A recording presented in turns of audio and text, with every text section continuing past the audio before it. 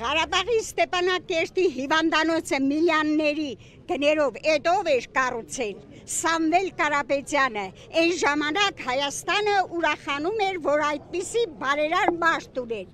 դա էլ ուրախությամբ հանձնեց թուրքերին, Ղարաբաղի փախստական հայերին, ով է տնօրեն տվել, ով է բարերարել, ով է պաշտպանել, չէ որ մեր հարգելի բիզնեսմեն Սամվել Կարապետյանը ու մինչև հիմա էլ Ղարաբաղի փախստական հայերին օգնում է ամեն ինչով, հագուստով, պրոդուկտով, վառելիքով, ամեն ինչով օգնում է, բա այդպիսի մարդուն կարելի է ձերբակալել անհիմն պատճառով։ Տիկին Լուսես, հաշվի առնելով, որ Տաշիրից եք, հավանաբար ճանաչում եք նաև Կարապետյանների ընտանիքը։ Ինչպես կբնութագրեք իրենց ընտանիքը, ես գիտեմ, որ մանկավարժների ընտանիք է եղել։ Այո, կպատմեք մի փոքր, ինչպես եք ճանաչում։ Լավ, կրթված ընտանիք են եղել, հարգված ընտանիք են եղել ամբողջ գյուղի կողմից, ռայոնի կողմից եւ հետո էլ Հայաստանի կողմից։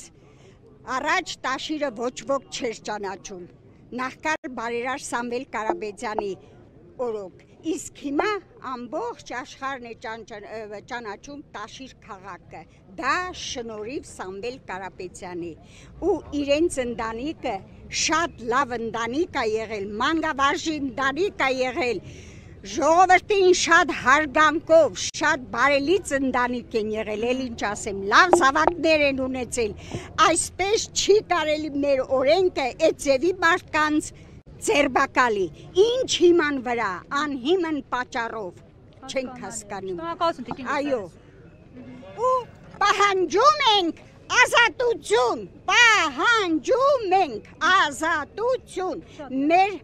հարգելի բարերար Սամվել Կարապետյանին։ Շատ լավ, շատ լավ։